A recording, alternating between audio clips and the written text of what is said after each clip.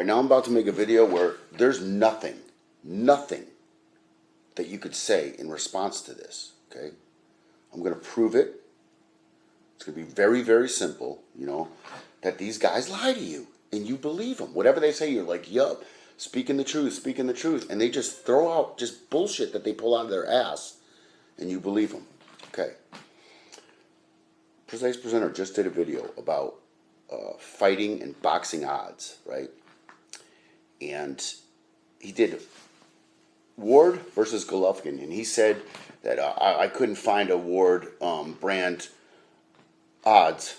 I found one guy where it was 151 and one guy where it was 50 to 1, so I'll average it out at 100 to 1. He didn't find anybody that was 151. That's a fucking lie. He didn't find anything. A 50 to 1. I couldn't find odds.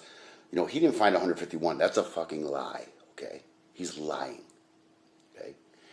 And he said if you average all their odds out of what they've been fighting lately, that Golovkin fights way closer odds fights, hence better fights, than Ward. He says, Ward's fighting these 50, 100 to 1 long shots and everything, okay? And, dude, it's just total bullshit. The guy's pulling shit out of his ass, and you believe him, okay?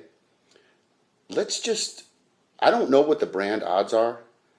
Okay, let me say this. Yeah, Brand is a cherry pick for Ward. It's a bad fight. I don't like it. There, I said it. And? Does that make him any less than a great fighter? Does that make his career any less great? No.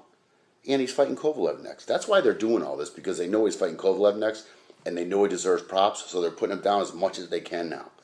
But I'm going to prove it once and for all right here, that his video is just fucking lies, and you sheep believe him. So, he's saying that Gennady Golovkin fights a lot closer odds. So a lot better fights. So let's go back to, say, their last 5 fights each. Because I don't know the brand odds. I really don't. So forget that, and we'll forget the Kilbrook fight. Okay? So let's go to each fighter's last 5 fights and the odds on those fights. Okay? But first, let me play what PeePee said. Just the lies that he's spewing. And you guys believe this shit. Just listen. For the odds for this upcoming Andre Ward-Alexander Brand fight. And I couldn't find much. Except for 2 bookies. One of them, I won't say credible, but popular, how about that? And another one that I never heard of. And the popular one had Alexander Brand, there's something like 150 to 1 underdog. And the less popular one had him as about a 50 to 1 underdog. So if you average that out between those 2, Alexander Brand is basically 100 to 1 underdog.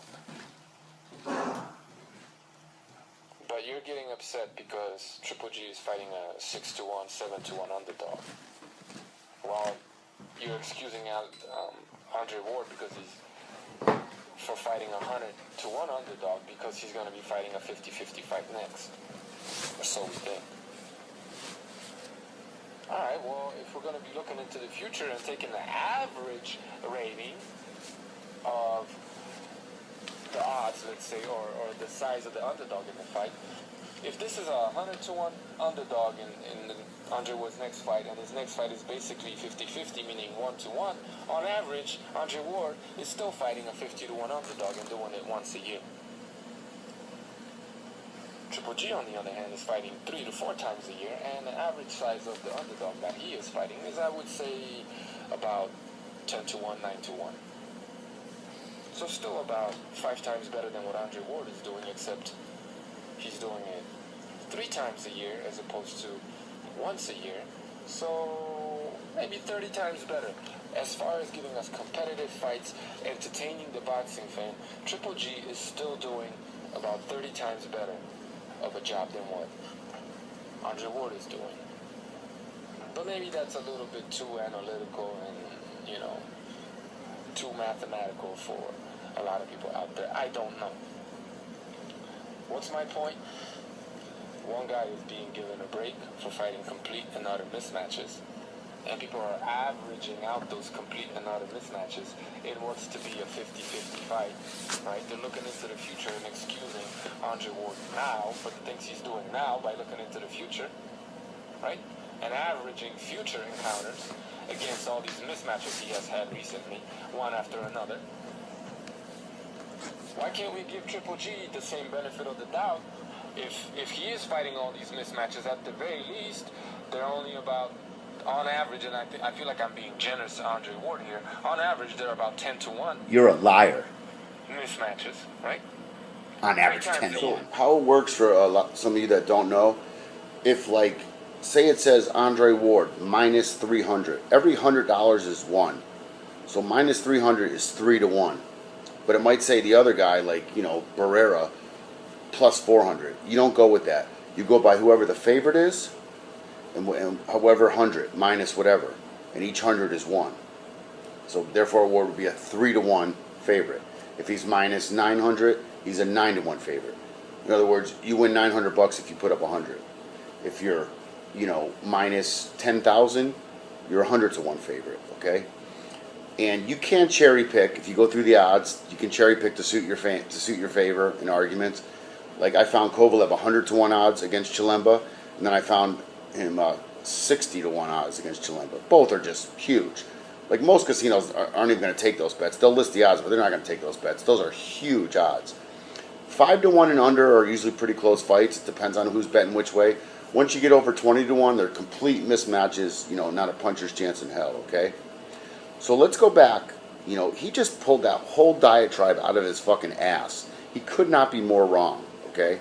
So let's go back and look at each odds for each guy's last 5 fights. Okay. Then we'll divide it by 5. And we'll see the average of their last 5 fights, what they've average favorite they are. And you'll see that he's just a fucking huge liar that just expects you to believe anything he says, okay? I mean, this could not be more cut and dry. He said Golovkin averages 10 to 1. Well, here's Golovkin's last 5 fights. Right here we have Rubio at 70 to 1. Martin Murray's a bunch of different ones, so I'll say 25, even though 40 is the top. Monroe Jr. in 80 to 1 favorite, okay? This one's ridiculous, dude. Oh no, this was Lemieux. Lemieux was 16 to 1. That's the closest fight he's fought, okay? And the ridiculous one, the 10,000 minus 10,000, that's 100 to 1. We start off with Chad Dawson, which is minus 240. That's 2.5 to 1 or 290. I'll say 3 to 1, okay?